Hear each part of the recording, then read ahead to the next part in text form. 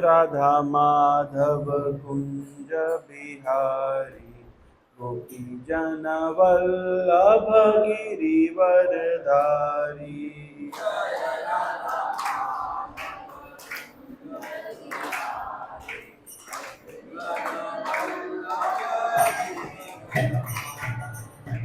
जय राधा माधव कुंज बिहारी गोपी जन वल्लभ गिरिवरधारी।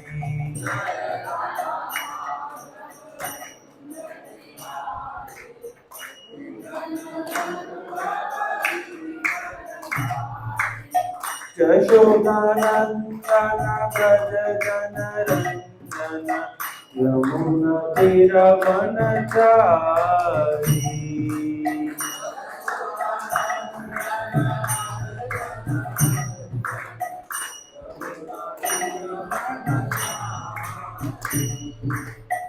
यशोदानंदन व्रज जन रंजन यमुना तीरवनचारी।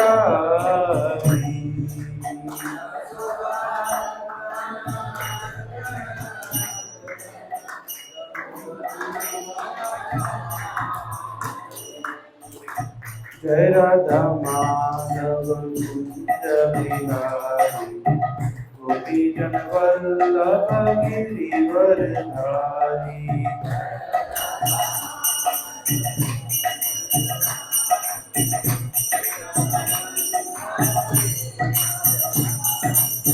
जय राधा माधव कुंज बिहारी गोपी जन वल्लभ गिरिवरधारी।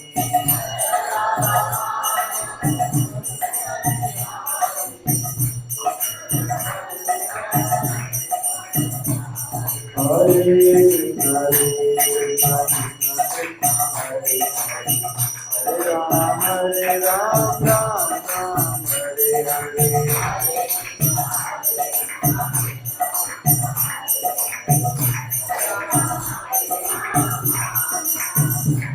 हरे कृष्ण कृष्ण कृष्ण हरे हरे हरे राम राम राम हरे हरे।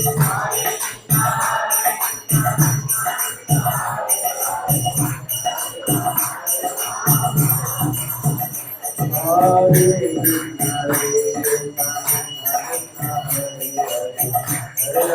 हरे राम राम राम हरे हरे।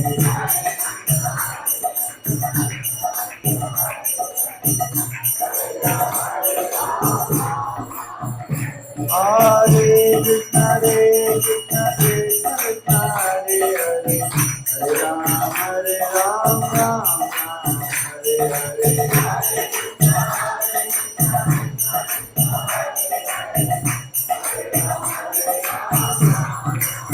जय राधा गोविंद राधा गोविंद राधे।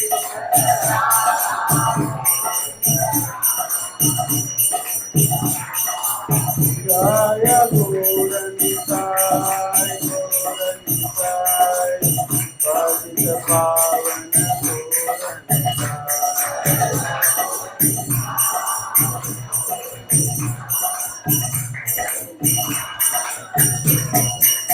जय जगन्नाथ जय बलदेवा सुभद्रमणि जय सुदर्शना।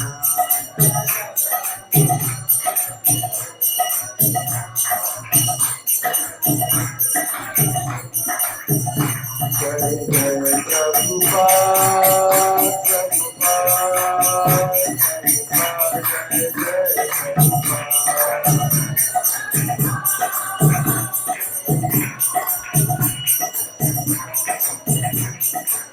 निताय गौरा हरि बोल हरि बोल हरि बोल निताय गौर हरि बोल।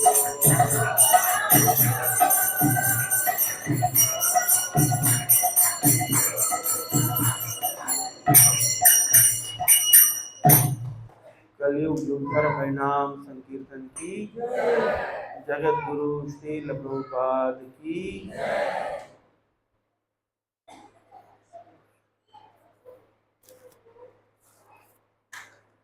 मेरे साथ साथ बोलिएगा। ओम अज्ञानतिमिरान्धस्य ज्ञानाञ्जनशलाकया चक्षुरुन्मिलितं येन तस्मै श्रीगुरवे नमः। नमो ॐ विष्णुपादाय कृष्णप्रेष्ठाय भूतले श्रीमते भक्तिवेदान्त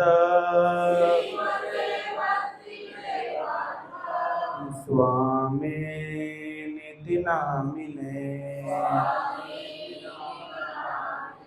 नमस्ते सारस्वते देवे गौरवाणी प्रचारिणे निर्विशेष शून्यवादी पाश्चात्य देशतारिणे वाञ्छाकल्पतरुभ्यश्च कृपा सिन्धुभैव च पतितानां पावनेभ्यो वैष्णवेभ्यो नमो नमः। जय श्री कृष्ण चैतन्य प्रभु नित्यानंद श्री अद्वैत गदाधर श्रीवासादि गौर भक्त वृंदा। हरे कृष्णा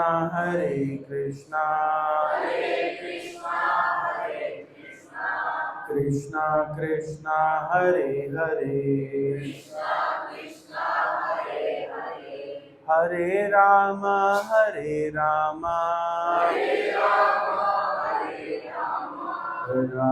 राम हरे हरे।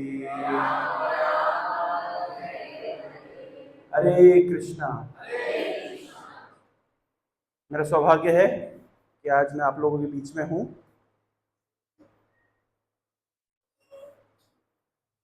आप में से कितने लोग नियमित रूप से संडे फीस लेक्चर में आ रहे हैं? कितने लोग पहली बार आए हैं? हरे कृष्ण, आप सभी का स्वागत है। तो आज एक बहुत ही मधुर प्रसंग मैं उठाने वाला हूं।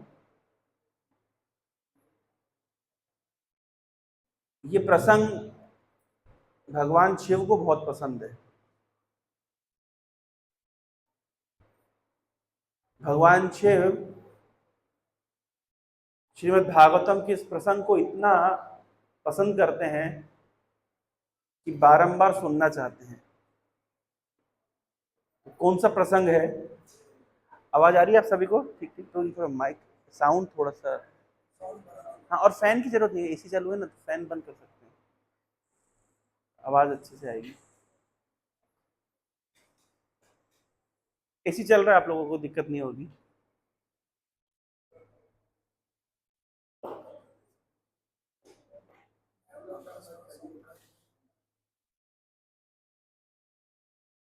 केरला में एक भगवान शिव का मंदिर है, कोट्टयूर करके एक जिला है वहां पर। इस मंदिर की विशेषता यह है कि ये मंदिर साल में कुछ ही दिन खुला रहता है, बाकी समय ये बंद रहता है।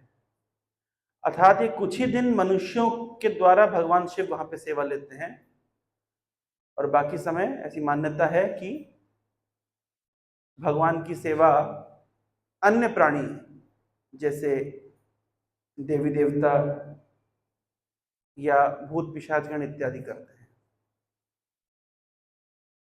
तो जितने दिन, लगभग 10 दिन ये साल में खुलता है मंदिर मनुष्यों की सेवा लेने के लिए, भगवान शिव वहां पे 10 दिन उन्होंने समय निर्धारित किया है।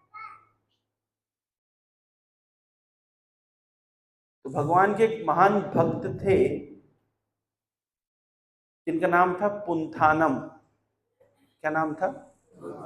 पुंथानम। तो पुंथानम बहुत सुंदर भागवत के ऊपर प्रवचन करते थे, कथा करते थे। और हर साल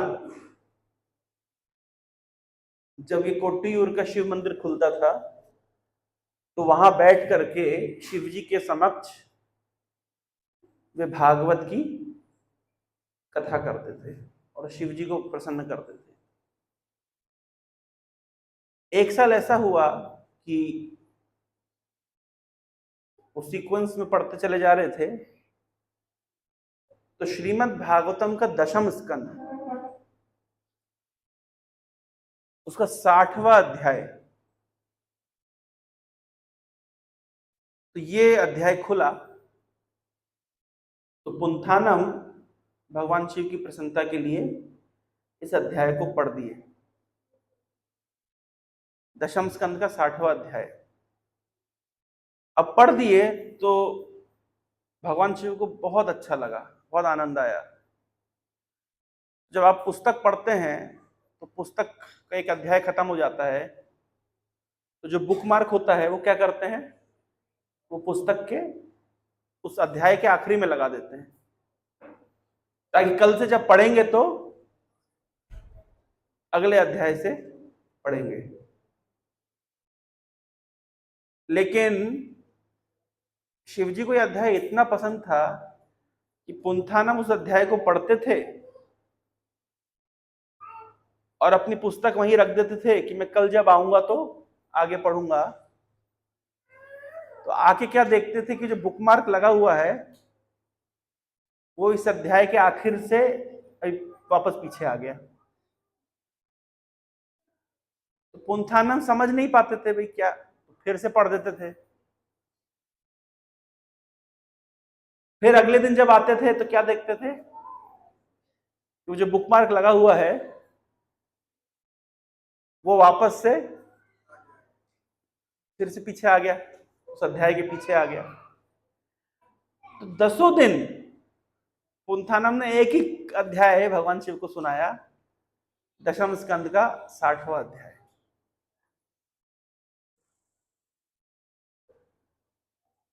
जब मंदिर के बंद होने का समय आया तो हर दिन पुंथानम क्या करते थे, पुस्तक को मंदिर में छोड़ करके जाते थे क्योंकि अगले दिन तो आना ही है। तो उस दिन भी वे छोड़ करके चले गए। उन्हें बाद में ध्यान आया कि मंदिर तो अब बंद हो गया है और अब अगले साल खुलेगा। तो बड़ी घबराहट हुई, अरे मेरी पुस्तक छूट गई। पहले ऐसा नहीं होता था ना कि पुस्तकें बहुमात्रा में उपलब्ध है, वो तो ताल पत्र पे हाथ से लिखा जाता था। आजकल तो अगर कोई पुस्तक छोड़ दे कोई फर्क नहीं पड़ता, दूसरी खरीद लेंगे, ऑनलाइन देख लेंगे। लेकिन पहले ऐसा नहीं होता था। तो पुंथानम आनंद फानन में दौड़ते हुए आए, देखा तो मंदिर बंद हो चुका है। अब क्या करें, तो खिड़की से झांकने का प्रयास किया, कहीं दिख जाए मेरी पुस्तक कहाँ रखी है, किसी तरीके से आ जाए। तो जब खिड़की से झांक करके देख रहे तो क्या देखते हैं कि साक्षात भगवान शिव बैठे हुए हैं और उनके पास में पुंथानम की पुस्तक रखी हुई है, श्रीमद् भागवतम, और सामने माता पार्वती बैठी हुई हैं। और पुंथानम वही अध्याय, भागवतम के 10वें स्कंद का 60वां अध्याय पार्वती को सुना रहे हैं। पूरा अध्याय खत्म हो गया तो भगवान शिव माता पार्वती से पूछते हैं पार्वती कैसा लगा तुम्हें? तो पार्वती ने कहा कि भगवान बहुत अच्छा, आपने बहुत सुंदर तरह से कथा करी, लेकिन सच बताऊं, पुंथानम जिस प्रकार कथा करता है वैसा आनंद हमें आपकी कथा से नहीं मिला। तो भगवान शिव हंसने लगे। और ये वार्तालाप सुनकर पुंथानम इतना गदगद हो गए कि रोमांच कंपा शुरू, उनके शरीर से, उनकी आंखों से आंसू आने लगे। ऐसा क्या है इस अध्याय में कि भगवान शिव को इतना प्रिय है? विचार उठेगा ना, यही अध्याय इतना प्रिय क्यों? बहुत अध्याय है भागवत में। तो इस अध्याय का शीर्षक है भगवान कृष्ण ने रुक्मिणी को चिढ़ाया। क्या शीर्षक है? भगवान कृष्ण ने रुक्मिणी को चिढ़ाया। अब क्योंकि भगवान कृष्ण एक गृहस्थ हैं और अपनी पत्नी के साथ नोकझोंक कर रहे हैं, और भगवान शिव भी क्योंकि गृहस्थ हैं, तो उन्हें इस अध्याय में बहुत आनंद मिलता है।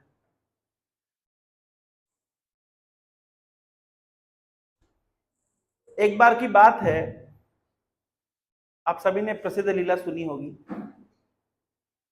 एक नरकासुर नाम का असुर था, और नरकासुर किसका पुत्र था? तो नरकासुर भूमि देवी का पुत्र था। जब भगवान वराह रूप में आए थे और उन्होंने भूमि का उद्धार किया था,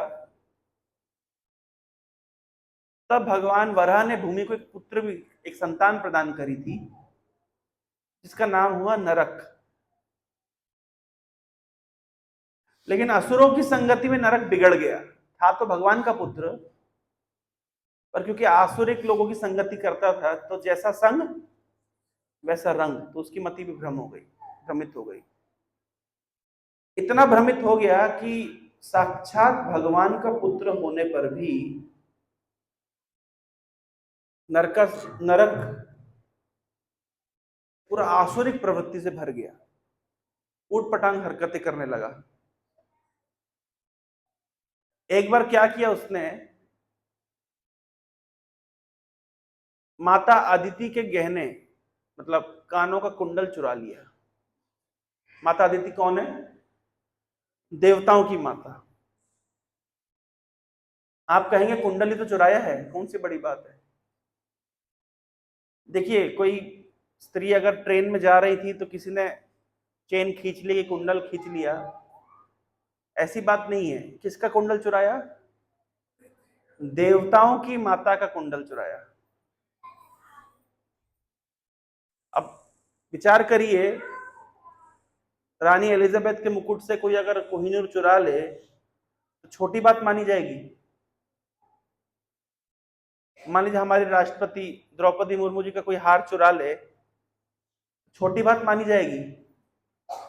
कि भाई जिस देश की राष्ट्रपति सुरक्षित नहीं है, जिस देश की रानी सुरक्षित नहीं है, उस देश की सामान्य स्त्री की क्या है सुरक्षा होगी? विचार उठेगा ना।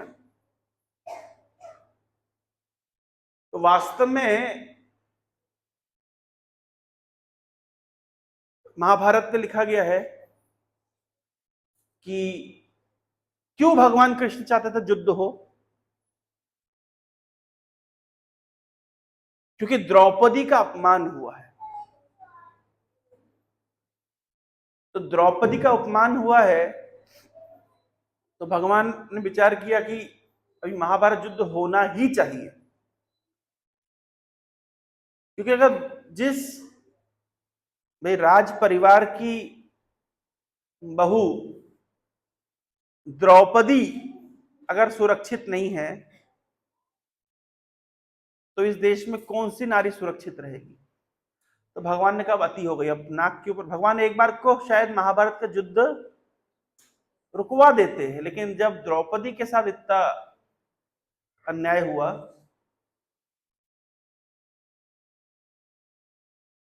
तो भगवान ने कहा कि महाभारत युद्ध अभी अनिवार्य है।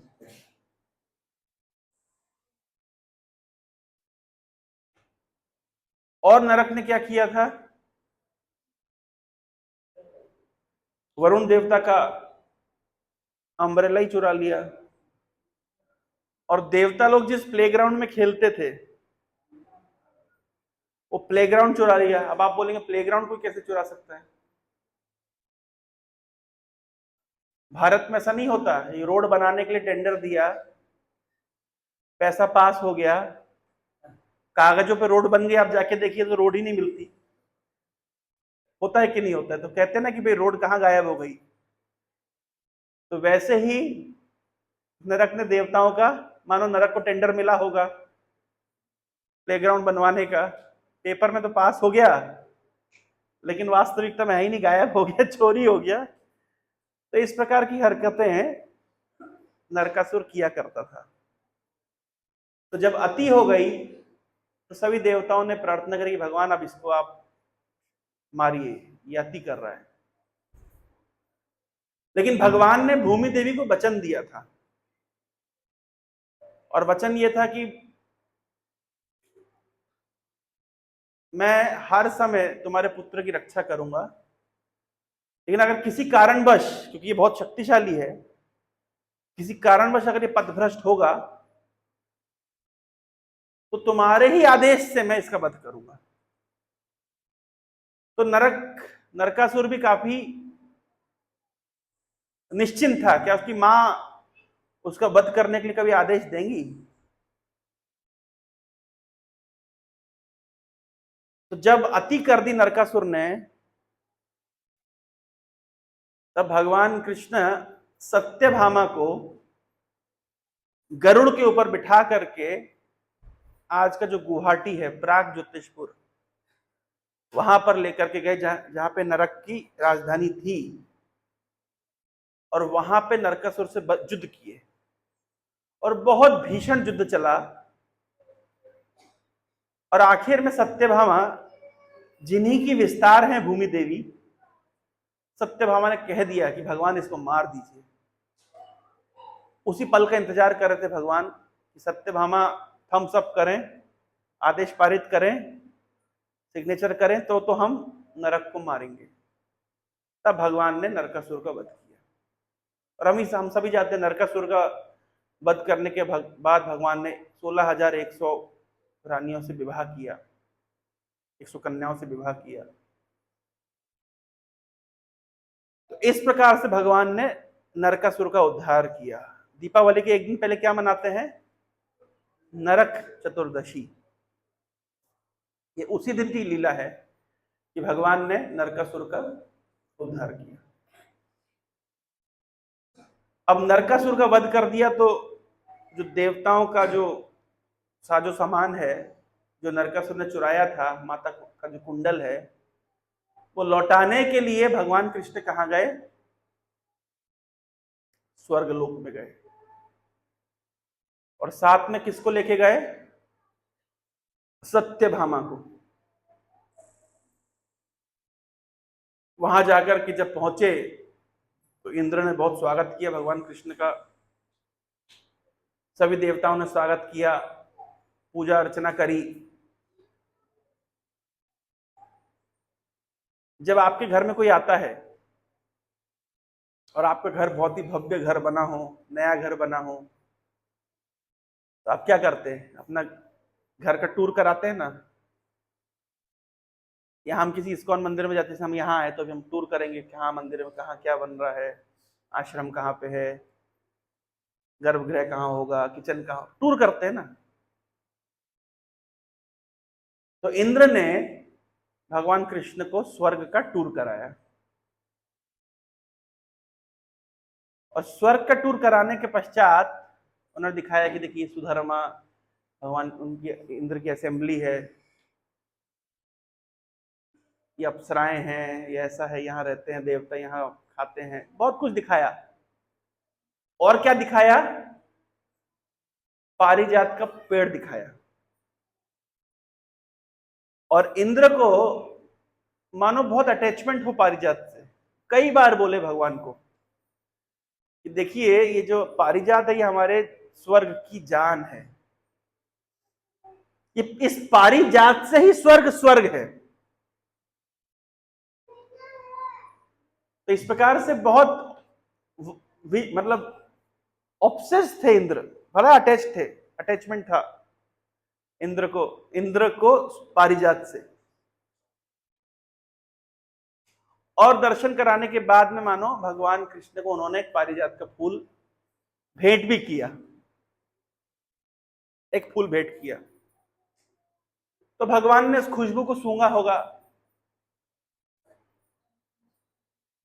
कभी कभी क्या होता है, मंदिर में हमें कोई फूल देता है, हम खुशबू सूंघते हैं तो कहीं डाल नहीं पाते हैं तो उसको जेब में ही रख लेते हैं, कई बार ऐसा होता है। तो भगवान ने भी मानो पारिजात का फूल खुशबू सूंघ करके बहुत अच्छा लगा होगा, उनको आनंद आया होगा, उन्होंने बहुत तारीफ करी होगी। तत्पश्चात फूल अपनी जेब में रख लिया और चले गए स्वर्ग से दर्शन करके।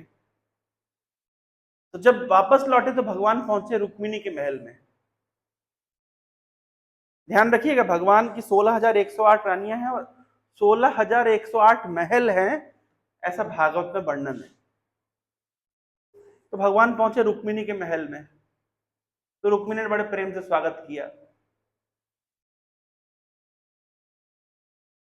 अब मान लीजिए कभी आप लोग का अनुभव रहा होगा, जब पति घर आते हैं तो नहाते धोते जब कपड़ा चेंज करते हैं तो माता जी लोग क्या करती हैं, थोड़ा कपड़े को सबसे पहले पॉकेट डाल करके हाथ डाल के चेक कर लेती कुछ है तो नहीं, देखने के बाद वॉशिंग मशीन में डालती है। ऐसा ही होता है ना।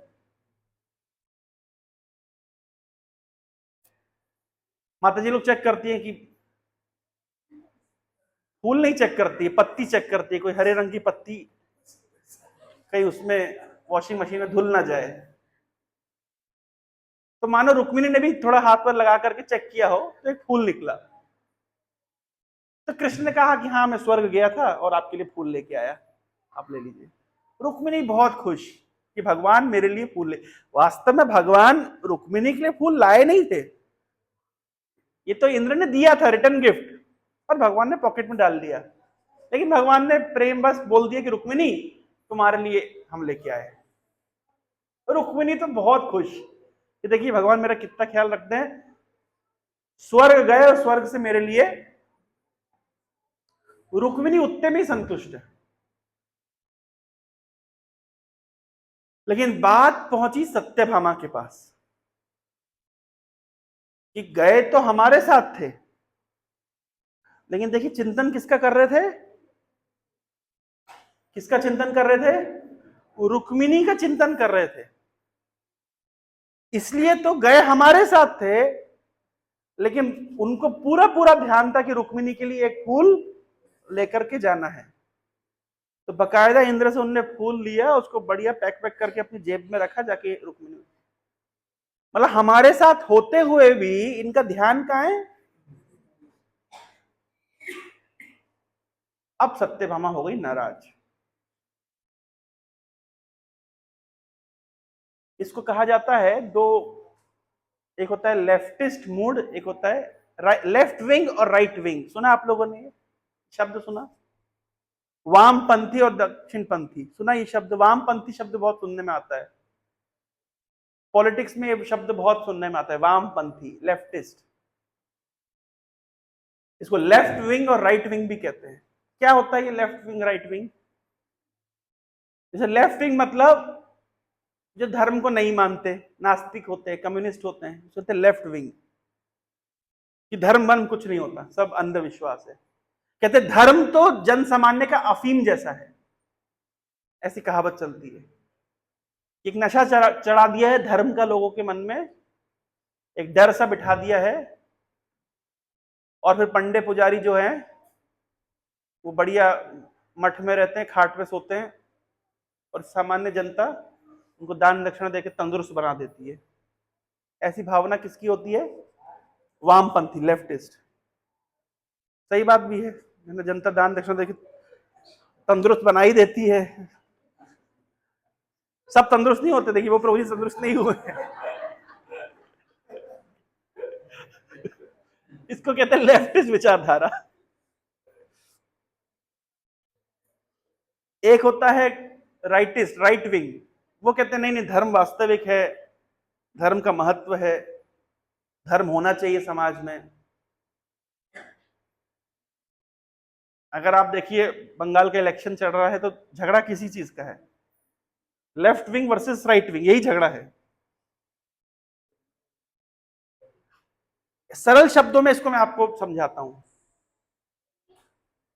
जैसे मान लीजिए लेफ्ट विंग कहता है कि इकोनॉमी पे हमको फोकस करना चाहिए, व्यापार पे हमको फोकस करना चाहिए, इंडस्ट्री लगाने पे हमको फोकस करना चाहिए, धर्म पे फोकस नहीं करना चाहिए। क्या धर्म रोजगार देगा? क्या धर्म भूखे का पेट पालेगा? हमें इंडस्ट्री लगानी चाहिए। ये किसका विचार है? वामपंथी लेफ्टिस्ट विचार है, जो कि जरूरी है, नो डाउट। भाई इंडस्ट्री होनी चाहिए, रोजगार होना चाहिए, लेकिन एक विचार करिए, जैसे मान लीजिए जमशेदपुर, तो जमशेदपुर में पिछले 100 सालों से लोगों को रोजगार मिल रहा है क्योंकि वहां पे इंडस्ट्री है। लेकिन अभी सरकार क्या चाहती है कि जमशेदपुर की आधी कैपेसिटी को कम करके ये सारी कैपेसिटी कलिंग नगर में ट्रांसफर कर दी जाए, ओडिशा के कलिंग नगर में। इससे क्या हो रहा है कि आधी इंडस्ट्री कहां ट्रांसफर हो गई? ओडिशा में।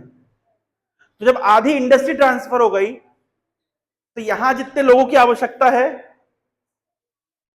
वो कम हो गई, तो कम एम्प्लॉयमेंट मिल रहा है। अब जो शहर विकास हुआ था, बना था, मॉल बने थे, स्कूल बने थे, अस्पताल बने थे, क्लब बने थे, ये जितनी संख्या के लोगों के लिए बने थे वो संख्या हो गई आधी। अब वो मॉल वाले भी बेचारे स्ट्रगल कर रहे हैं, स्कूल वाले भी स्ट्रगल कर रहे हैं, सब स्ट्रगल कर रहे हैं, सारे व्यापार मंद पड़ गए। क्यों? क्योंकि आधी कैपेसिटी कम हो गई, वो आधी कैपेसिटी शिफ्ट हो गई। तो जो व्यापार, जो इंडस्ट्री, जो इकोनॉमी केवल इंडस्ट्री के ऊपर आधारित होती है, उसकी उम्र होती है 100 साल, 150 साल, 200 साल। आज आप जाइए जमशेदपुर में कितने सारे मकान खंडर बन गए हैं। एक समय जहां पे लोग रहा करते थे, एक समय जो क्षेत्र फलता फूलता था, आज वहां पे कोई रहता ही नहीं है। वो घोस्ट सिटी कहते हैं उसको, घोस्ट सिटी जैसा हो गया है, भूतिया जगह हो गया है वो। देखा आप लोगों ने? ऐसे ही हमारे भोपाल में बीएचईएल एक समय फल फूल रहा था, बहुत ज्यादा कैपेसिटी थी, तो पूरी टाउनशिप पे बसी थी। फिर कैपेसिटी 1/4 रह गई, बाकी 3/4 कैपेसिटी हटा दी वहां से। तो वो पूरे जो टाउनशिप अभी क्या बन गया? जंगल बन गया। उस टाउनशिप पे आधार पे जितना व्यापार खुला था, लोग इस आशा में थे कि भाई लोग रहेंगे तो व्यापार चलेगा, वो 1/4 हो गया। कोटा में कोचिंग हब बनाया गया और पूरा व्यापार कोचिंग से चलता था। लोगों ने करोड़ों करोड़ों रुपए लेकर के, लोन लेकर के बैंक से बिल्डिंगें बनाई कि यहां पे हम हॉस्टल चलाएंगे। जिन कोचिंगों के आधार पे वो कोचिंगें बंद पड़ गई, उनकी कैपेसिटी आधी से 1/4 रह गई। अब विचार करिए, जिस व्यक्ति ने 2 करोड़ रुपए लोन लेकर के बिल्डिंग बनाई कि हम यहाँ पे 300-400 बच्चे रखेंगे, आज वहां 50 बच्चे नहीं है। तो ये सारी इकोनॉमी किस पे बेस्ड है? इंडस्ट्री पे बेस्ड है, कोचिंग पे बेस्ड है, और इसलिए ये फ्लिकरिंग है। इसका एक पीक पॉइंट आता है और फिर नीचे गिर जाती है। तो यद्यपि वामपंथी विचारधारा है कि भाई व्यापार, इंडस्ट्री होनी चाहिए, लेकिन ये बड़ा ही कैसा है, टलमल टलमल से इंडस्ट्री। लेकिन अब आप विचार करिए, अयोध्या की इकोनॉमी, काशी की इकोनॉमी, जगन्नाथपुरी की इकोनॉमी, कांचीपुरम की इकोनॉमी, रामेश्वरम की इकोनॉमी, उज्जैन की इकोनॉमी, जिन जिन जगहों पर आध्यात्म से संबंधित इकोनॉमी है, कितने साल बाद वो बंद पड़ जाएगी? 100 साल, 50 साल, 200 साल, 500 साल, हजारों हजारों सालों से वो इकोनॉमी चली आ रही है, बूम कर रही है, और आगे भी हजारों हजारों साल चल, क्योंकि वहां तो इंडस्ट्री शिफ्ट नहीं होने वाली, मंदिर शिफ्ट नहीं होने वाला ना। देवघर, ऐसा तो है नहीं कि भाई देवघर शिफ्ट हो जाएगा, कितने साल बाद शिफ्ट हो जाएगा। तो यद्यपि वामपंथियों का विचार बहुत अच्छा है कि इंडस्ट्री होनी चाहिए, लेकिन सारी इकोनॉमी केवल इंडस्ट्री बेस्ड होगी तो वो फलेगी फूलेगी नहीं। विदेशों में धर्म को नहीं मानते हैं तो उनका इकोनॉमी का सर्कल ही रोल नहीं करता। हमारे यहां तो आए दिन त्योहार आता है, उसमें नए कपड़े खरीदे जाते हैं, भोजन बनाया जाता है, घर सजाया जाता है। कोविड के समय इकोनॉमी खराब चल रही थी, जैसे ही कोविड खुला, एक ही दीपावली में सारा 3-4 साल का व्यापार कर दिया। और विदेशों में व्यापार कैसे चलाते हैं? आज एक त्योहार मनाएंगे जिसमें अंडा फेंको, टमाटर फेंको, ये फेस्टिवल मनाते हैं ताकि लोगों का व्यापार चले, नहीं तो व्यापार नहीं चलते कैसे। लेकिन भारत में क्योंकि हमारा मार्केट, हमारा व्यापार धर्म पर आधारित है और इतने त्योहार होते हैं कि हमारी इकोनॉमी कभी डाउन नहीं जाती। तो ये कौन सा विचार है? ये है राइट विंग का विचार कि भाई धर्म के आधार पे भी इकोनॉमी हो सकती है, धर्म के आधार पे भी इंप्लॉयमेंट क्रिएट हो सकता है। तो इंडस्ट्री भी आवश्यक है, नो डाउट, लेकिन केवल इंडस्ट्री आवश्यक नहीं है। तो ये होता है leftist mood versus right wing. समझ पाए आप लोग वामपंथी कैसे कार्य करते हैं और दक्षिणपंथी कैसे काम करते हैं? समझ आया? वैसे ही भगवान की लीला में भी वामपंथी होते हैं और दक्षिणपंथी होते हैं, मैं ये बताना चाह रहा था। रुक्मिणी है दक्षिणपंथी और सत्यभामा है वामपंथी। अब इनमें क्या भाव है? वहां ये वामपंथी दक्षिणपंथी कैसे होता है? रुक्मिणी का भाव है कि मैं कृष्ण की हूं, लेकिन सत्यभामा का भाव है कृष्ण मेरे हैं। अंतर समझ रहे हैं? रुक्मिणी का भाव क्या है? मैं कृष्ण की हूं, लेकिन सत्यभामा का भाव क्या है? कृष्ण मेरे हैं।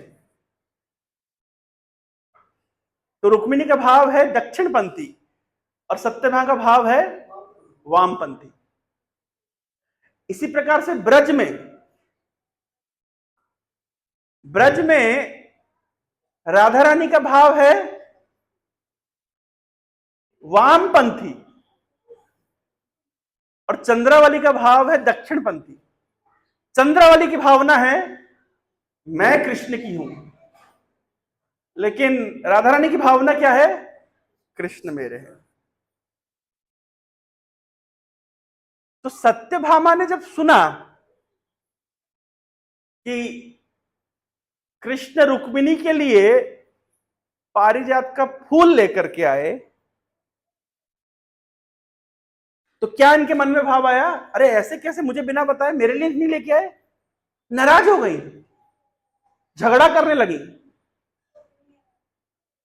इतना झगड़ा बढ़ गया तो कृष्ण पूछते, बताओ सत्यभामा तुम्हें मैं कैसे शांत करूं, बताओ। तो सत्यभामा कहती है कि जैसे आपने रुक्मिणी के लिए पारिजात का फूल लेके आए हैं, अभी हम फूल से संतुष्ट नहीं होंगे, हमें पूरा का पूरा पेड़ चाहिए। विचार करिए भगवान कृष्ण की विवशता,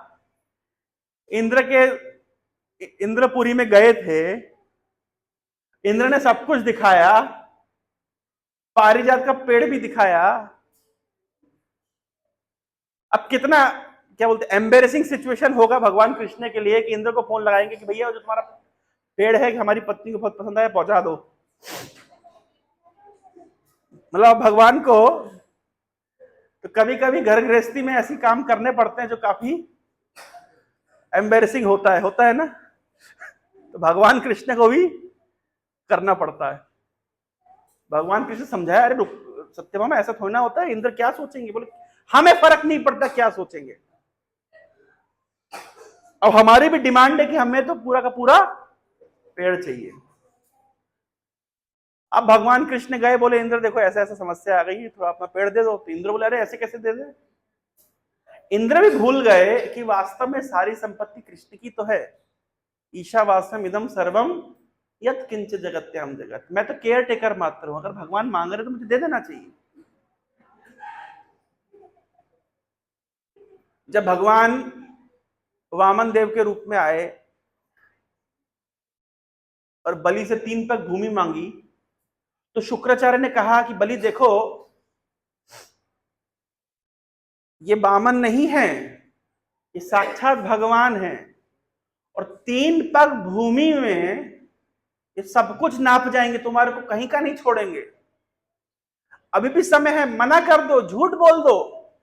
अरे अपनी जान बचाने के लिए झूठ बोलना अपराध नहीं होता।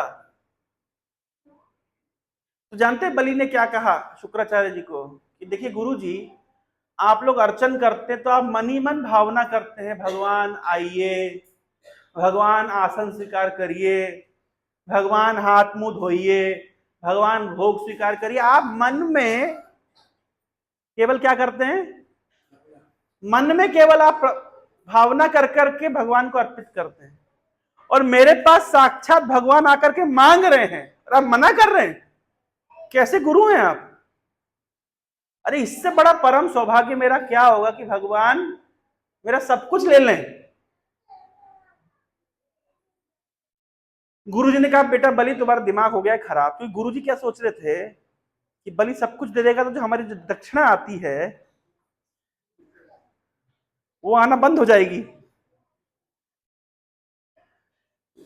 तो इसलिए गुरुजी बड़ा चेले को समझा रहे थे, तो लेकिन चेला भी टस से मस नहीं हुआ कि एक बार हमने वचन दे दिया तो हम अपने पीछे हट नहीं सकते। तो गुरुजी का तुम्हारा बेड़ागर होना निश्चित है, और हुआ भी है, भगवान ने सब कुछ छीन लिया। लेकिन ये तो अहोभाग्य है कि भगवान किसी से डायरेक्ट आके मांग रहे हैं, तो भगवान इंद्र से डायरेक्ट मांगे, इंद्र दे दो।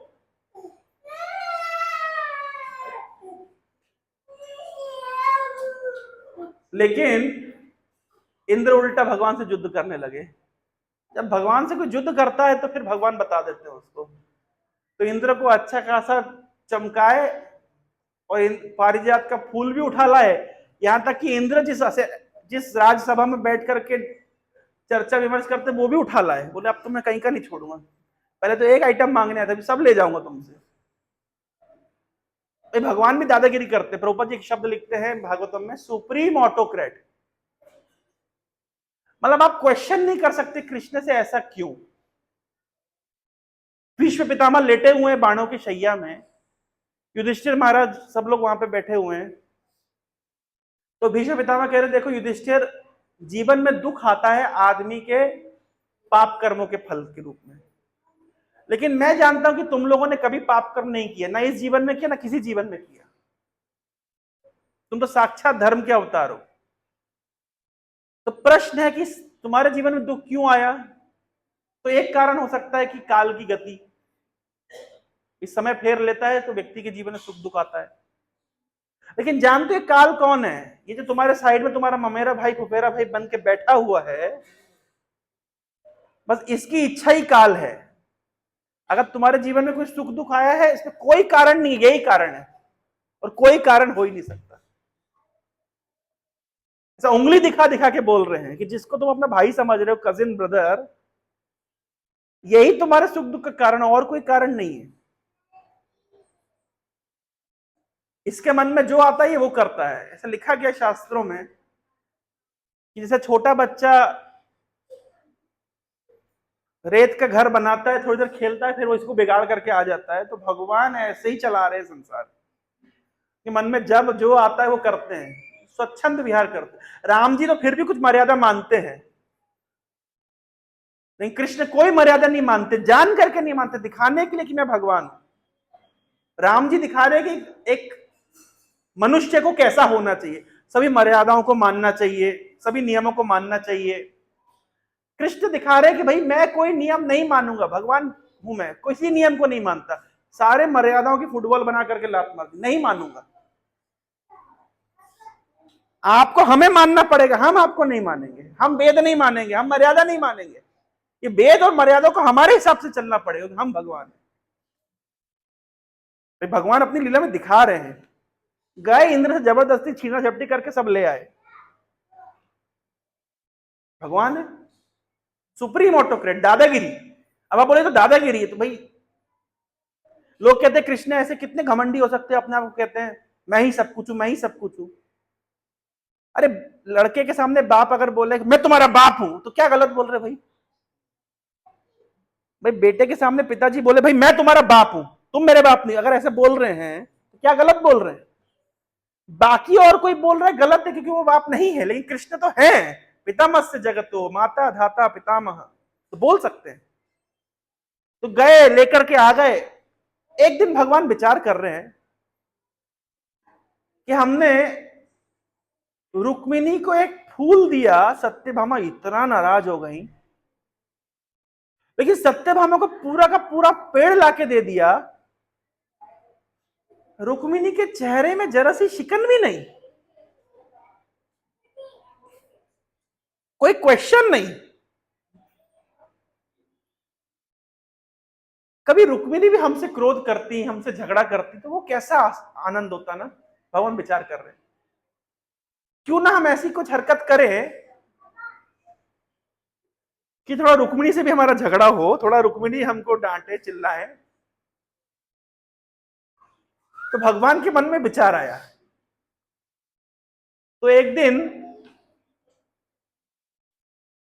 भगवान रुक्मिणी के महल में बैठे हुए थे, रुक्मिणी पंखा झुला रही थी। तो भगवान ने कहा रुक्मिणी देखो, तुमने हमसे क्यों विवाह किया?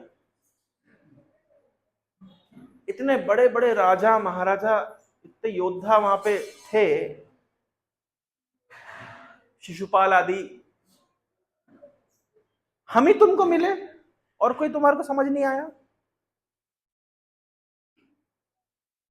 देखो हमसे विवाह करके तुम्हारा क्या लाभ हुआ, क्या फायदा, क्या पाया तुमने?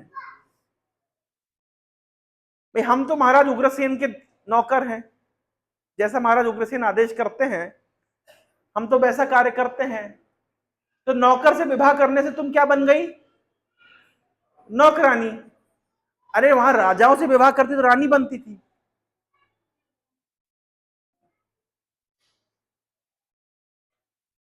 और देखो रुक्मिणी,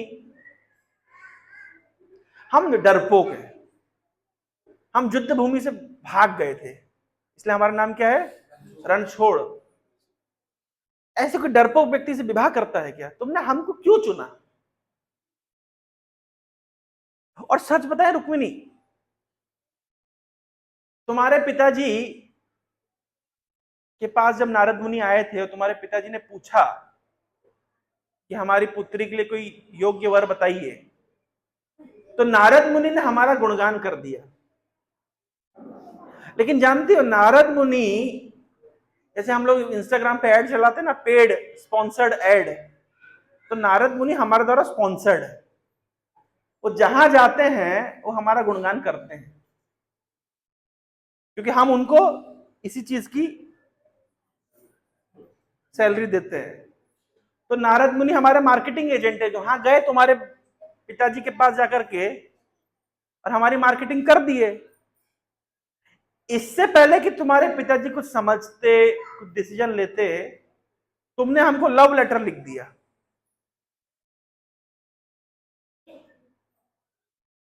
और देखो रुक्मिणी, ऐसा है हमें भी तुमने कोई इंटरेस्ट नहीं था। ये तो वो जो राजा महाराजा लोग वहां पे इकट्ठा हुए थे, तो सोचा क्यों ना हम उनको मजा चखाएं, तो हम आए और तुम्हारा हरण करके ले आए। लेकिन हमें एक्चुअली में तुम्हारे साथ कोई इंटरेस्ट नहीं था। रुक्मिणी देखो, अभी भी ज्यादा समय नहीं हुआ है, कहो तो हम तुम्हारी रीमैरिज करवा देते हैं, और जो दहेज तुम्हारे घर से आया होगा उसको इंटरेस्ट के साथ लौटा देंगे, कोई चिंता नहीं है। इस प्रकार से भगवान इतने कठोर शब्द रुक्मिणी को बोले जा रहे हैं, बोले जा रहे हैं, एक के बाद एक के बाद। हमारे आचार्य लिखते हैं कि जैसे मान लीजिए रुक्मिणी का जो हृदय है वो कपूर के समान है, कपूर, और भगवान कृष्ण के जो शब्द है वो कैसे हैं, वो जो ठोकते हैं ना, जिससे वो नहीं, जो पीसते हैं, जिससे मसाला पीसते हैं, हाँ हाँ हाँ, दस्ता, हमान दस्ता, जिसे पीसते हैं ना मसाला। तो भगवान कृष्ण के शब्द है वो मसाला पीसने वाला, जो क्या बोलते हैं, दस्ता, हमान दिस्ता। और भगवान कृष्ण के शब्द ऐसे कठोर शब्द हैं कि रुक्मिणी के कपूर जैसे हृदय को मतलब पाउडर बना दिया, चूर चूर कर दिया।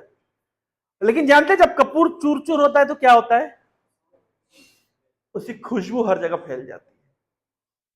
तो मानो अपने कठोर शब्दों से भगवान रुक्मिणी के हृदय को चूर चूर कर रहे हैं, ताकि रुक्मिणी के जो हृदय के जो महान गुण है वो उसकी खुशबू समग्र संसार में फैल जाए। तो इस प्रकार से जब रुक्मिणी को बोले,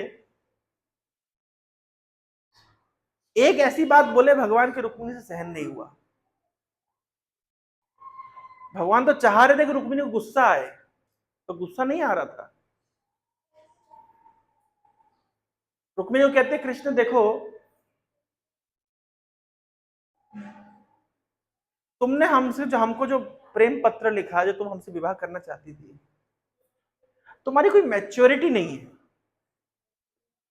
तुम छोटी बच्ची थी, नारद मुनि की बातों में आ गई, और जल्दबाजी में तुमने हमको प्रेम पत्र लिख दिया, न किसी से कंसल्ट किया, न किसी से चेक किया, और ना ही तुम्हें हमारे विषय में कोई डिटेल पता थी। केवल थोड़ा सा नारद मुनि ने सुना और अपना दिल तुमने हमको दे दिया। जैसे नहीं आजकल होता है, युवावस्था में ऐसा होता है, दिल देखते ही दिल दे देते हैं, ऐसा होता है ना। ऐसा कहते हैं कि प्यार जो होता है वो अंधा होता है, और शादी आंख खोल देती है। ऐसा होता है कि नहीं होता है? मतलब युवावस्था में व्यक्ति दिल हाथ में लेके चल रहा होता है, कहां दे दूं, कहां दे दूं, कहां दे दूं। ऐसा होता है कि नहीं होता है? तो रुक्मिणी को भगवान कृष्ण कह रहे हैं कि तुमने भी ऐसा दिल हाथ में लेके चल रही थी, बस वहां सुना और दे दिया। तुम भावुक थी, तुम्हारी कोई मैच्योरिटी नहीं थी, कोई विचार शक्ति नहीं थी, किसी तुमने चेक नहीं करा, कंसल्ट नहीं किया, हमारा बैकग्राउंड नहीं देखा। अरे हमारा बैकग्राउंड, हमारा ट्रैक रिकॉर्ड कितना खराब है तुम्हें क्या पता। एक बार जब उद्धव गए ब्रज में कृष्ण के भेजने पर कि जाओ हमारी गोपियों को सांत्वना दे देना, वो लोग हमारे विरह की अग्नि में जल रही हैं, तो उद्धव गए गोपियों के पास। तो श्रीमती राधा रानी वहां पे एक भ्रमर को संबोधित करते हुए कह रही थी कि भ्रमर, जो तुम्हारे स्वामी है कृष्ण, बड़े बुरे व्यक्ति हैं, बड़े बुरे व्यक्ति हैं, इनका चरित्र बिल्कुल अच्छा नहीं है, इनका ट्रैक रिकॉर्ड इतना खराब है, और आज से खराब नहीं है, ये पूर्व जन्मों से ट्रैक रिकॉर्ड खराब है। भाई बलि को क्या बोला था कि 3 पग भूमि लेंगे। अरे जो पैर दिखाया था उतने से नापना चाहिए था, दिखाया छोटे छोटे पैर, और जब नापने लगे तो पूरा त्रिविक्रम रूप बना लिया, और बड़े बड़े पैरों से 2 पग में तो पूरा ब्रह्मांड नाप गए। चीटिंग है कि नहीं है? कितनी बड़ी चीटिंग है। और इतना ही तुम क्षत्रिय हो, इतना ही तुम्हारे अंदर शक्ति सामर्थ्य है, क्यों बाली को पीछे से मारा, सामने आके क्यों नहीं मारा? ये जो चीटिंग करने की जो प्रवृत्ति है ना तुम्हारे अंदर, ये आज से नहीं है, ये कृष्ण के अंदर बहुत पहले से है। और वो बेचारी शूर्पणखा, क्या चाहती थी? अरे विवाह ही तो करना चाहती थी। और क्षत्रिय का तो धर्म ही होता है कि अगर कोई स्त्री आती है विवाह करने की इच्छुक होती है तो स्वीकार करना चाहिए। तो राम जी एक तो विवाह किए नहीं और नाक कान अलग कटवा दिए। तो जो कृष्ण का जो ट्रैक रिकॉर्ड है ये आज से खराब नहीं है, ये पहले से खराब है। कई जन्मों से अपना ट्रैक रिकॉर्ड इन्होंने खराब रखा है। पिछले महीने में कैम्ब्रिज में क्लास दे रहा था, तो इंडियन भक्तों को क्लास दे रहा था। तो हमें बताया गया था 7 बजे पहुंचना है, तो हमको जो लेके जा रहे थे वो निकले 7:20 पे। मैंने कहा प्रभु विदेशों में तो ऐसा नहीं होता है, लोग टाइम पे जाते हैं। बोले जो आ रहे हैं वो इंडियन है। तो इंडियन लोग अपना ट्रैक रिकॉर्ड खराब नहीं करते, वो जैसे इंडिया में वैसे यहां पे भी वो IST इंडियन स्टेट्स टाइम से चलते, इंडियन स्टेट्स टाइम। तो आदमी अपना ट्रैक मतलब अपने जो पुराने ट्रेड्स है वो छोड़ता नहीं है, वो जीन में जो है वो है। तो राधा रानी कह रही है जो कृष्ण के जेनेटिक्स में पहले से समस्या है, धोखाधड़ी करना, झूठ बोलना, दूसरों को कष्ट देना, ये आज से कृष्ण में नहीं है, ये पहले से है। तो क्या करे व्यक्ति बेचारा, बताइए? अपने स्वभाव के द्वारा मारा हुआ व्यक्ति है, बाध्य व्यक्ति है, क्या करेंगे? तो आज हमको जो कष्ट दे रहा है ये आज की बात नहीं है, ये पहले से चला आ रहा है। तो कृष्ण ने रुक्मिणी को कहा कि अरे हमसे विवाह करने से पहले हमारा प्रीवियस ट्रैक रिकॉर्ड देख लिया होता कि हमारा क्या स्वभाव है, नहीं है, वो भी तुमने किया नहीं। तो तुम्हारे अंदर कोई मैच्योरिटी नहीं है, कोई मैच्योरिटी नहीं थी। तो जब रुक्मिणी ने इतनी बातें सुनी तो भगवान कृष्ण क्या एक्सपेक्ट कर रहे थे कि रुक्मिणी कुछ क्रोध के 2 शब्द बोलेंगी, लेकिन रुक्मिणी क्रोध के शब्द क्या बोलेंगे? रुक्मिणी ने तो सोचा कि शायद भगवान सच में बहुत सीरियस हैं और शायद सच में मुझे छोड़ देंगे। और रुक्मिणी को तुरंत चक्कर आके गिरने लगी। तो भगवान बिस्तर पे लेटे हुए थे, आनंद फानंद में उठे और तुरंत रुक्मिणी को अपने 2 हाथों से उन्होंने पकड़ लिया। अब कुछ कुछ चीजें जो भगवान ही कर सकते, कोई नहीं कर सकता। क्या? कि 2 हाथ से रुक्मिणी को पकड़ा और 2 हाथ निकाल लिए, एक से रुक्मिणी का पसीना पोंछ रहे हैं, एक से रुक्मिणी को पंखा झुला रहे, क्योंकि भगवान का नाम है चतुर्भुज, तो वो इंटरचेंज कर सकते, कभी 2 भुज कभी 4 भुज। एक बार भगवान कृष्ण बड़ी मुश्किल से चढ़े थे, अपने मित्रों को, संगियों को साथ में इकट्ठा करके, ऊपर से टंगा हुआ था मटकी, तो बड़ी मुश्किल से मटकी तक पहुंचे थे, माखन की मटकी पकड़े थे, और पकड़ते क्या हुआ, उनकी धोती ढीली पड़ गई। अब आप विचार करिए, भगवान ने मटकी पकड़ी हुई है और धोती ढीली पड़ जाए, अभी क्या जरूरी है? धोती की मटकी? धोती जरूरी है कि मटकी जरूरी है? तो वास्तव में दोनों ही जरूरी है। इतनी मेहनत करके मटकी तक पहुंचे, उसको कैसे छोड़ दें? और धोती छोड़ दिया तो हरे कृष्ण ही हो जाएगा। तो भगवान का नाम है चतुर्भुज, तुरंत निकाले 2 भुजाएं और धोती टाइट करे, उधर से मटकी को पकड़े। तो भगवान इस प्रकार से इंटरचेंज करते रहते हैं। जब भीष्म पितामह बाणों की शैया पे लेटे हुए हैं तो स्तुति कर रहे हैं। भीष्म पितामह कह रहे हैं, सदैव देवो भगवान प्रतीक्षताम कलेवरम यावदिदं हिनोमि हम प्रसन्नहासारुणलोचलोसन मुखाम्बुजस्ध्यान पते चतुर्भुज। भीष्म पितामह कह रहे हैं, सदैव देवो भगवान प्रतीक्षताम, हे देवताओं के देवता, हे भगवान मेरी प्रतीक्षा करिए। कब तक प्रतीक्षा करनी है? कलेवरम यावद इदम हिनोमि हम, जब तक मैं इस शरीर को नहीं छोड़ देता आप मेरी प्रतीक्षा करिए।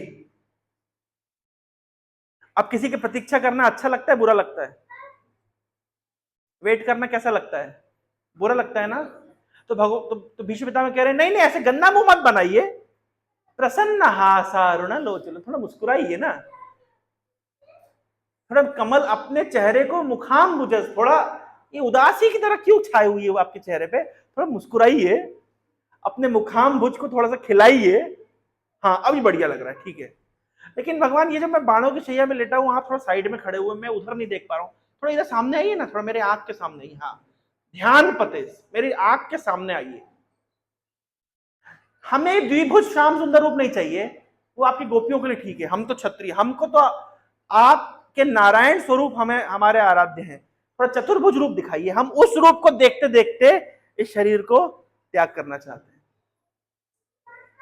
तो भगवान समय समय पर अपना चतुर्भुज रूप दिखाते रहते हैं। तो जैसे ही रुक्मिणी बेहोश होने लगी तो भगवान ने क्या किया, अपना चतुर्भुज रूप, दो हाथ से रुक्मिणी को पकड़ लिया, दो हाथ से पसीना वसीना पोंछ रहे, पंखा झुला रहे हैं। जैसे जैसे रुक्मिणी को भगवान होश में लाए, पानी वानी पिला करके, अब रुक्मिणी भगवान कृष्ण की सभी बातों का उत्तर दे रही है। जो जो बात कृष्ण ने कही, हर बात का उत्तर रुक्मिणी दे रही है। और फाइनल बात कृष्ण ने कही थी कि रुक्मिणी तुम बहुत इमेच्योर थी, तुमने डिसीजन किसी से कंसल्ट करके नहीं लिया, तुम छोटी बालिका थी, मन के आवेश में आकर के तुमने हमको लव लेटर लिख दिया, तुम्हें हमारा चरित्र, हमारा स्वभाव पता ही नहीं है, अगर पता होता तो हमसे विवाह ना करती। इस प्रकार के शब्दों का जानते उत्तर रुक्मिणी ने क्या दिया, कृष्ण मैं मानती हूं कि मैं जब आपको प्रेम पत्र लिखी तो मैं आपके विषय में ज्यादा नहीं जानती थी, आपके स्वभाव को नहीं जानती थी, मैं नहीं जानती थी, मतलब मैं इमेच्योर थी, मेरी मैच्योरिटी नहीं थी, मैंने किसी से कंसल्ट नहीं किया, मैं छोटी बच्ची थी। ये सब कुछ बात आपकी सही है, मैं मानती हूं कि मैं भी ये भी मानती हूँ कि बहुत बड़ी गलती हुई आपसे विवाह करके, मैं समझ गई, मैं मानती हूं। लेकिन एक बात बताइए, कृष्ण से प्रश्न पूछ रहे रुक्मिणी, बात बताइए, हमने इतिहास में पढ़ा है, पुराणों में सुना है, शास्त्रों में लिखा गया है, ऋषि मुनि गाते हैं, कहते हैं कि आपके चरण कमलों को प्राप्त करने के लिए बड़े बड़े राजा लोग, किसी डिस्ट्रिक्ट के कलेक्टर नहीं, पूरे पृथ्वी के सम्राट, चक्रवर्ती सम्राट, मंत्रणा करने के लिए जिनके पास हजार हजार मंत्री हुआ करते थे, जो लोग हजार हजार साल तक पृथ्वी के ऊपर राज किए हैं, ऐसे राजा लोग आपके चरण कमलों को प्राप्त करने के लिए सब कुछ छोड़ करके जंगल चले जाते थे। कृष्ण बस आप हमें इतना बताइए, वो लोग भी क्या इमेच्योर थे? क्या उनकी भी मैच्योरिटी नहीं थी? क्या वे भी लोग भी भावुक थे? क्या वे लोग भी सेंटिमेंटल थे? आपके चरणों की तपस्या करने के लिए अपना समग्र परिवार, देश, समाज सब कुछ छोड़ करके कठोर तप करते थे। ये लोग पागल थे क्या? अगर ये लोग पागल थे तो कोई बात नहीं, और अगर ये लोग पागल नहीं थे तो क्यों इनने ऐसा किया? बताइए बताइए बताइए कृष्ण, क्या ये लोग पागल थे? क्या मंत्रणा करने वाला कोई नहीं था? और इनके इस कार्य को लोगों ने, बड़े बड़े ऋषि मुनियों ने सराहा है।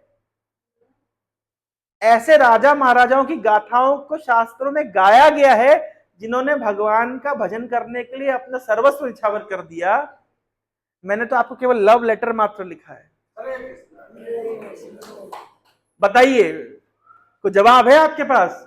अब जो चाह रहे थे भगवान कृष्ण कि रुक्मिणी थोड़ा उंगली दिखाएं, थोड़ा आंख दिखाएं, थोड़ा क्रोध दिखाएं और हमसे झगड़ा करें, तो मानो रुक्मिणी देवी, इस सारे राजा महाराजा इतिहास में इतने बड़े बड़े राजा हुए हैं जिन्होंने कृष्ण के चरणों का भजन करने के लिए सब कुछ छोड़ दिया, उनकी वकालत करते हुए रुक्मिणी कह रही है, बताइए कृष्ण, क्या ये लोग गलत थे? क्या इनकी मैच्योरिटी नहीं थी? क्या इनको मंत्रणा दिखाने वाला कोई नहीं था? और अगर इनका डिसीजन गलत है तो क्यों बड़े बड़े ऋषि मुनि महात्मा लोग इनके त्याग बलिदान को गाते हैं और जन्म जन्मांतरों तक गाएंगे? बताइए क्या गलत किया इन्होंने? और अगर ये गलत नहीं किए तो भगवान आपसे विवाह करके मैंने भी कुछ गलत नहीं किया।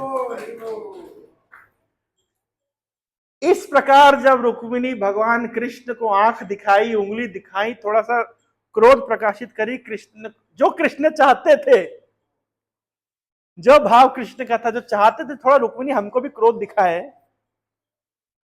वो कृष्ण की इच्छा पूर्ण हुई। और इस प्रकार से माता रुक्मिणी ने सभी भक्तों के तरफ से, सभी भक्तों की भक्ति की वकालत करते हुए कृष्ण के सामने प्रूव कर दिया कि भगवान ये लोग पागल लोग नहीं है, ये लोग सबसे समझदार लोग हैं। जय जना कृष्ण भजे से बड़ा चतुर, ये पागल लोग नहीं है, भावुक लोग नहीं है। इन्होंने जिंदगी का सबसे अच्छा डिसीजन लिया है। आप सभी लोगों ने जिंदगी का सबसे अच्छा डिसीजन क्या लिया है? इस्कॉन धनबाद से जुड़ करके भगवान कृष्ण का भजन करने का जो आपने डिसीजन लिया है, दुनिया का सबसे परफेक्ट डिसीजन है। हरि बोल। ऐसा हम नहीं कह रहे, ऐसा कौन कह रहा है? हम सबके बिहाफ में, हम सबकी ओर से माता रुक्मिणी ने ये बात कही है। कृष्ण कहता है, अरे रुक्मिणी तुमने तो सीरियस ले लिया, देखो हम घर गृहस्थी वाले हैं, दिन भर घर गृहस्थी के काम में व्यस्त रहते हैं, कमाने खाने में व्यस्त रहते हैं, पत्नी के साथ नोकझोंक करने का जो थोड़ा रस मिलता है गृहस्थ जीवन में, इसके ऊपर क्या ही सुख है? अब तुम इसको सीरियसली ले लिया, अब कृष्ण मनाने लगे रुक्मिणी को। ये अध्याय कितना सुंदर है, कितना भगवान शिव को पसंद है कि बारंबार वो इसको सुनना चाहते हैं। एक बार की बात है, एक ग्रंथ है चैतन्य मंगल, चैतन्य महाप्रभु के एक भक्त लोचन दास ठाकुर ने इसको लिखा है। वहां पे इस बात को लिखते हैं कि एक बार रुक्मिणी, कुछ दिनों के बाद की बात है, रुक्मिणी से उदास बैठी हुई थी और उनके मन में विचार आया, मतलब बस उदास थी, बैठी हुई थी, कुछ विचार कर रही थी। उतने में कृष्ण का आगमन हुआ। कृष्ण ने रुक्मिणी का मुरझाया हुआ चेहरा देखा तो कृष्ण कहते, अरे रुक्मिणी, अभी तक तुम उस बात को भूली नहीं? अरे हम उसे तुमसे मजाक कर रहे थे, कहां तुमने इतना सीरियसली ले लिया? क्या बात है, तुम आज भी उस बात को लेकर के बैठी हुई, दुखी बैठी हुई, क्या बात है? कृष्ण समझा रहे हैं।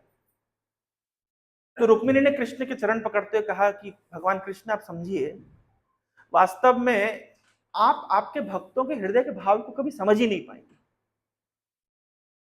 आपका भक्त किस प्रकार के आनंद के सागर में गोता लगाता है, आपका भक्त को जो आपकी भक्ति करके आनंद रस प्राप्त होता है, आप कभी समझ नहीं पाएंगे इस चीज को।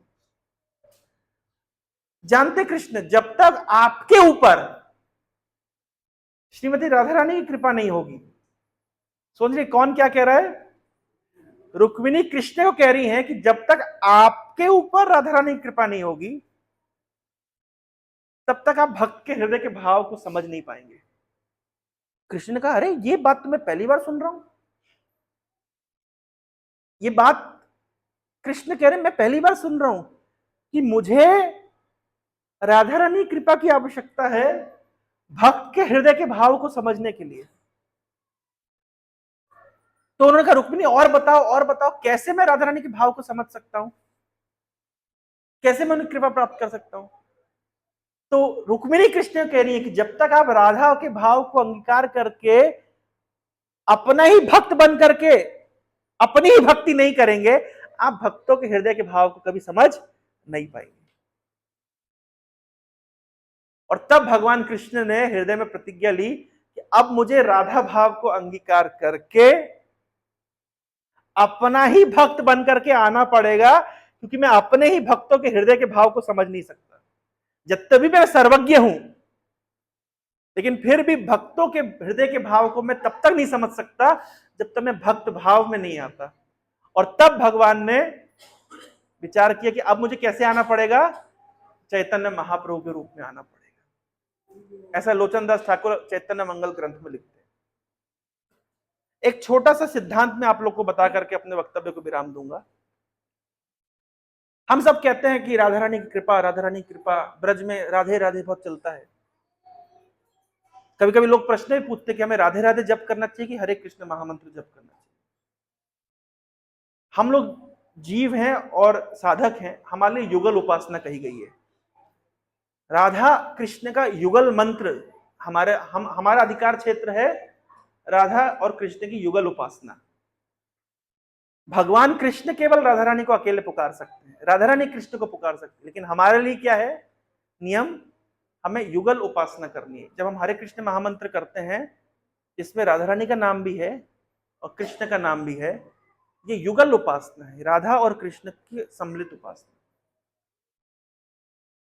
हम जो कहते हैं ना राधा रानी की कृपा, राधा रानी कृपा, आजकल ये शब्द बहुत चल रहा है। यूट्यूब में आप लोग बहुत रील देखते हैं, बहुत स्टेटस पे डालते हैं राधा रानी की कृपा, सब राधा रानी की कृपा है, राधा रानी की कृपा है। जानते राधा रानी की कृपा किसको कहते हैं?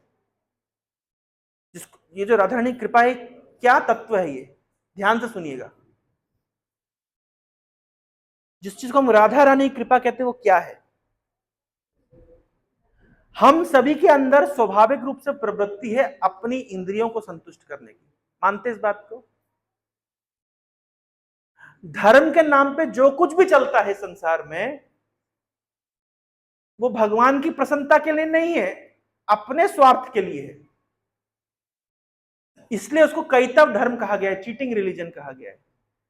पृथ्वी ते जत किछु धर्म नाम चले, भागवत कहे तहा परिपूर्ण छले। पृथ्वी पर जो कुछ भी धर्म के नाम पे चल रहा है ना, छल मात्र है, चीटिंग है। क्योंकि उसका उद्देश्य क्या है? आत्मेंद्रिय प्रीतिवांछा, अपनी इंद्रियों की तुष्टि। धनम देही, जन्म देही, रूपपति भार्याम देही, यश देही। जो भी यज्ञ कर रहे हैं, आज देखिए संसार में इतने यज्ञ हो रहे, उद्देश्य क्या है? यज्ञ करने से स्वर्ग लोगों की प्राप्ति होगी, पुण्य की प्राप्ति होगी। योग करते हैं लोग, योग करने का उद्देश्य क्या है? सिद्धियों की प्राप्ति होगी। शरीर अगर स्वस्थ रहेगा तो स्वस्थ शरीर से अच्छे से भोग कर सकेंगे, फिर भोग करने से रोग हो जाएगा, फिर रोग भगाने के लिए योग करेंगे। योग का उद्देश्य है भगवान से जुड़ना, वो उद्देश्य खत्म हो गया है, केवल शरीर की संतुष्टि ही उद्देश्य बचा है। लोग तीर्थों में जाते हैं, कुंभ में जाते हैं, गंगा में स्नान करते हैं, चारों धाम दर्शन करते हैं, 12 ज्योतिर्लिंग में जाते हैं। उद्देश्य क्या लेके जाते हैं? क्या उद्देश्य लेके जाते हैं? अपनी संतुष्टि, अपनी कामना वासना की पूर्ति। इसको भागवत में बताया गया, ये सब कैतव है, चीटिंग है। जब लेकिन हृदय के अंदर किसी जीव की भावना आ जाए कि मैं कैसे भगवान को संतुष्ट करूं, कैसे मैं भगवान को आनंद प्रदान करूं, कैसे मैं अपने आप को भगवान की सेवा में संलग्न करूं, ये जो भाव है, ये दुर्लभ भाव है, ये विरला ही किसी के हृदय में प्रकट होता है। और जिसको हम कहते हैं ना राधा रानी की कृपा, राधा रानी की वास्तविक कृपा ही ये है कि जीव के हृदय में भगवान की सेवा करने का भाव उदित हो जाए। अपनी इंद्रियों की संतुष्टि करने का भाव तो हमारे अंदर स्वाभाविक है। एक श्लोक में लिखा गया है, कामादि नाम कतिना कतिदा पालित दूर निदेश तेषाम जातमयी ना करुणा ना कृपा नोपशांति। भगवान अपनी इंद्रियों को संतुष्ट करते करते मैं थक गया हूं। काम आदि नाम, काम को, क्रोध को, लोभ को संतुष्ट करते करते जिंदगी निकल गई, एक नहीं कई जन्म निकल गए। इंद्रियों को कब से, आंखों को कितना मूवी दिखा लिया, कानों को कितना म्यूजिक सुना दिया, जीवा को कितना खिला दिया। कभी आंख बोले बहुत हो गया, तृप्त हो गए, कभी कान बोले बहुत हो गया, तृप्त हो गए। अपनी कामना वासनाओं को संतुष्ट करते करते करते करते कितने जन्म निकल गए। कभी कामना वासना बोली बहुत अच्छा काम किया आपने, मैं आपके काम से संतुष्ट हूं। कभी बोले ना करुणा ना कृपा नोपशांति, ना तो इन कामना वासना ने हम पे कोई करुणा दिखाई, ना शांति दी, और ना ही तृप्त हुई। ये आग कभी बुझी ही नहीं।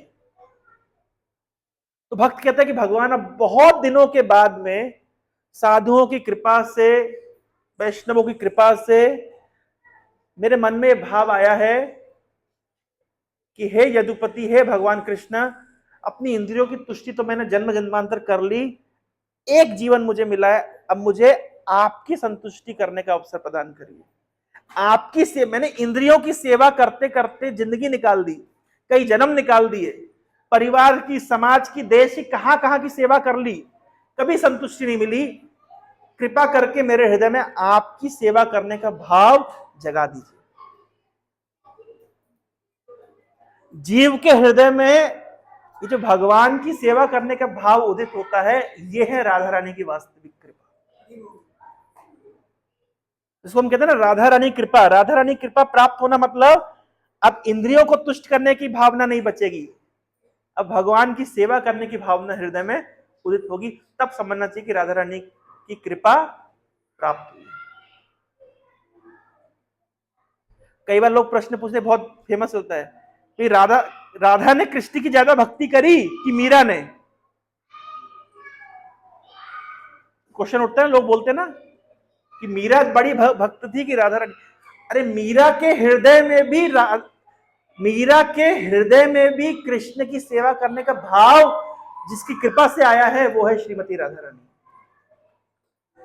अरे मीरा छोड़िए, सत्यभामा और रुक्मिणी के हृदय में भी कृष्ण की सेवा करने का भाव आया है, उसकी स्त्रोत भी है श्रीमती राधा रानी। यह है चैतन्य चरितामृत का निर्णय।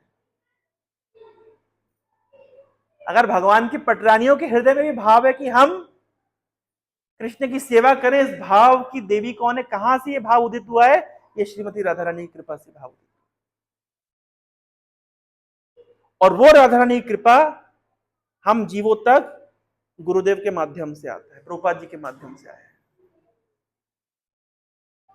तो यह है राधा रानी का तत्व।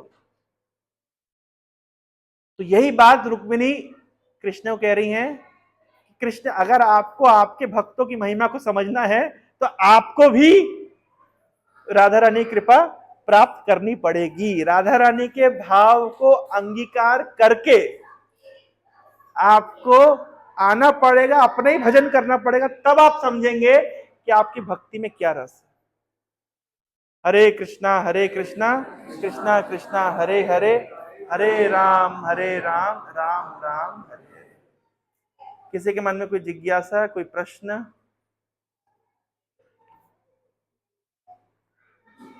ले सकते 5 मिनट प्रश्न।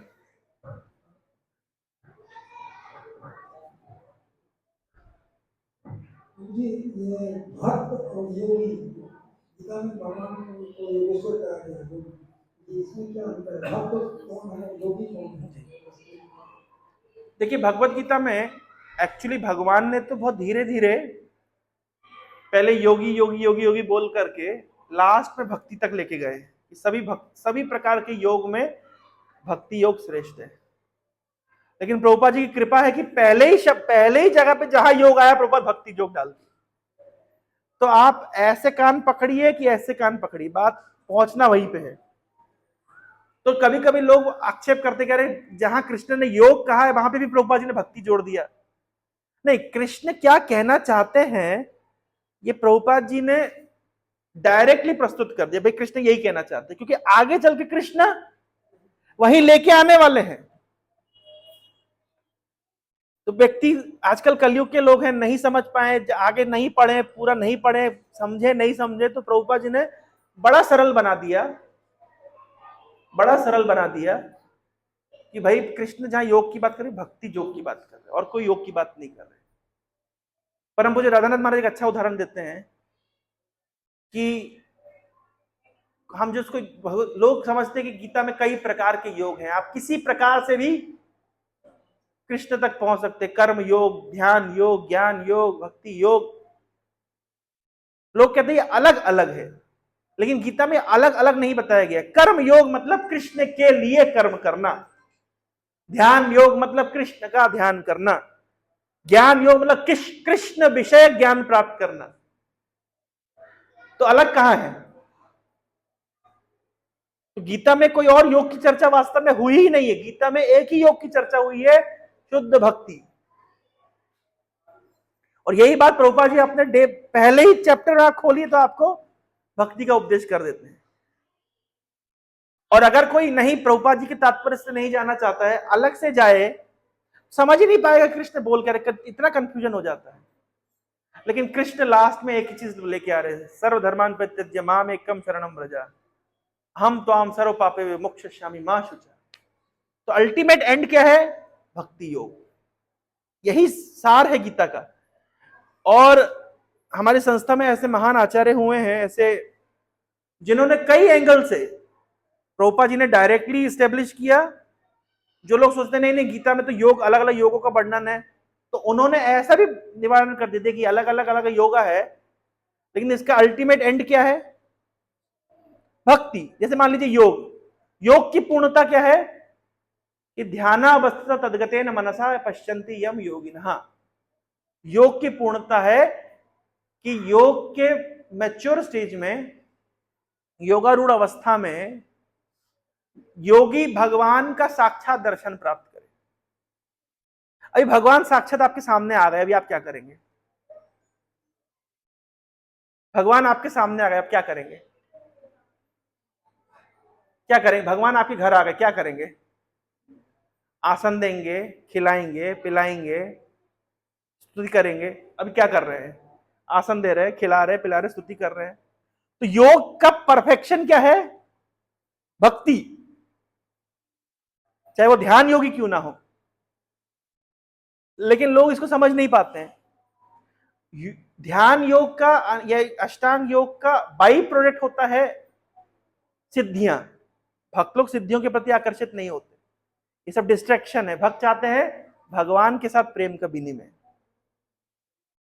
जो अष्टांग योग की भी पूर्णता है और भक्ति योग की भी पूर्णता है, सेम। ठीक है प्रभु जी। तो इसलिए योग का मतलब है भगवान से जुड़ना व्यक्ति एक ही तरीके से जुड़ सकता है किसी से। मैं आपसे एक ही तरीके से जुड़ सकता हूं, प्रेम से, और कोई तरीका नहीं है आपसे जुड़ने का मेरे पास। आपको डरा के, धमका के कुछ समय तक संबंध बना सकता हूं, लेकिन प्रेम का संबंध ही शाश्वत संबंध है। इसी को भक्ति योग कहा गया है। गुरु जी के चरणों में साष्टांग प्रणाम। आज मैं पहली बार इस्कॉन आया हूँ और मेरा बहुत बड़ा सौभाग्य है कि आपके सम्मुख से सुनने का मौका मिला, आपके दर्शन हुए।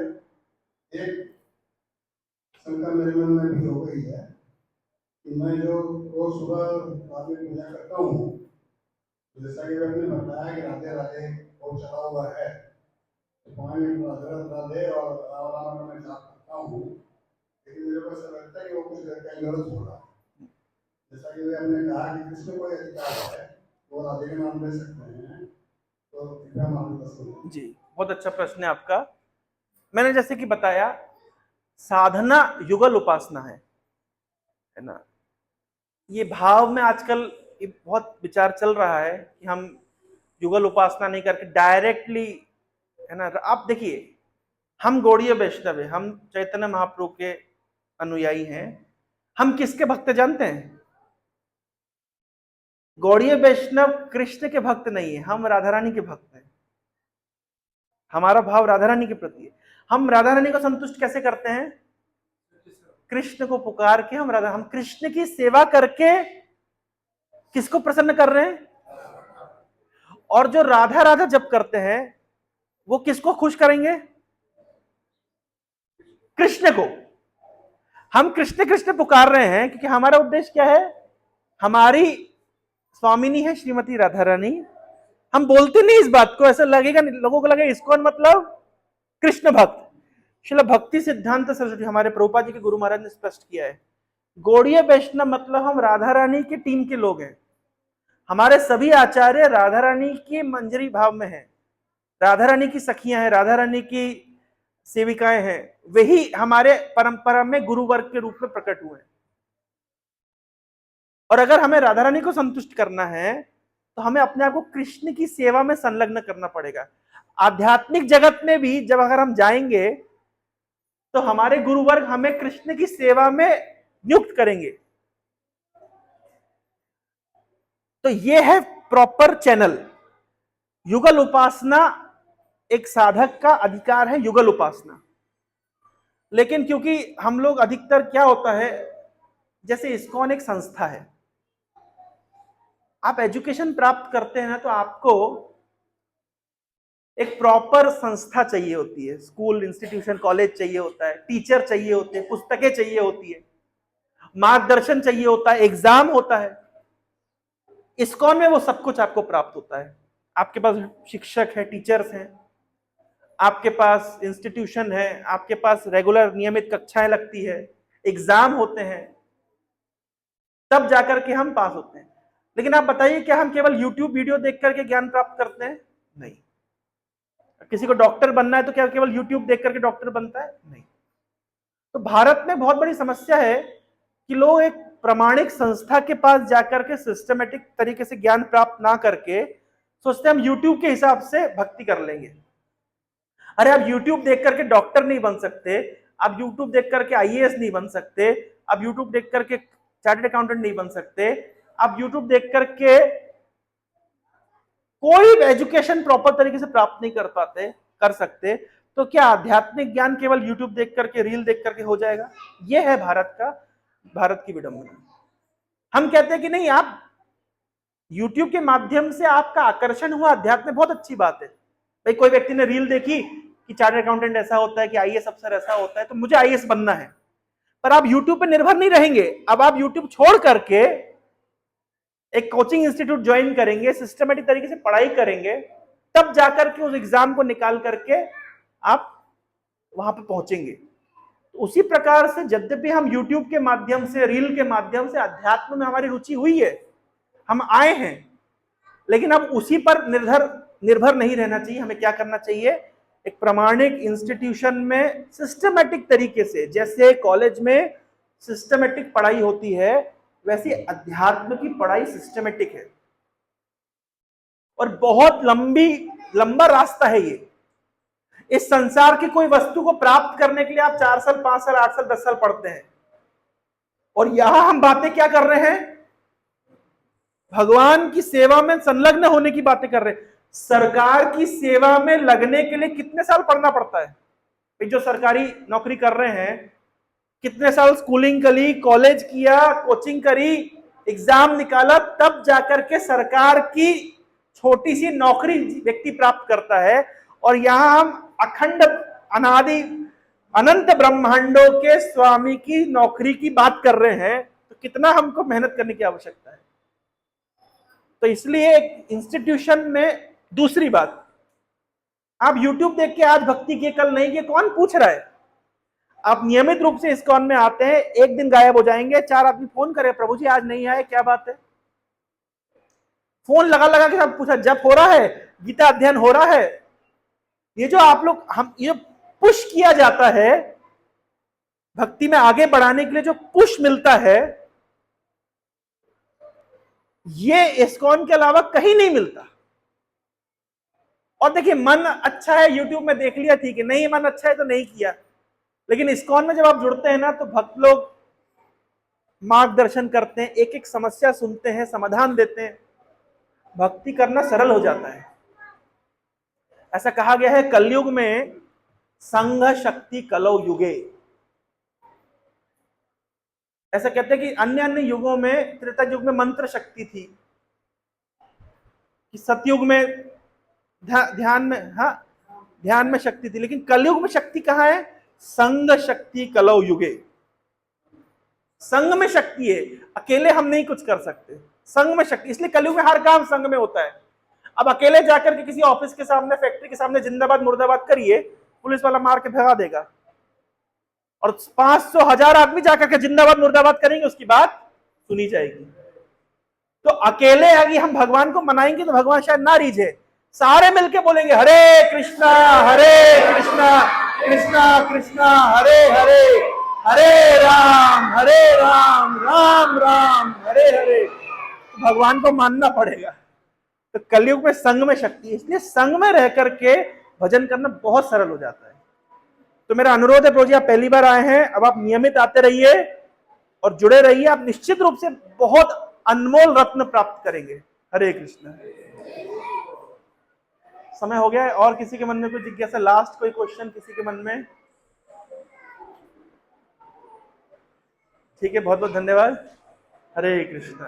श्रील प्रभुपाद की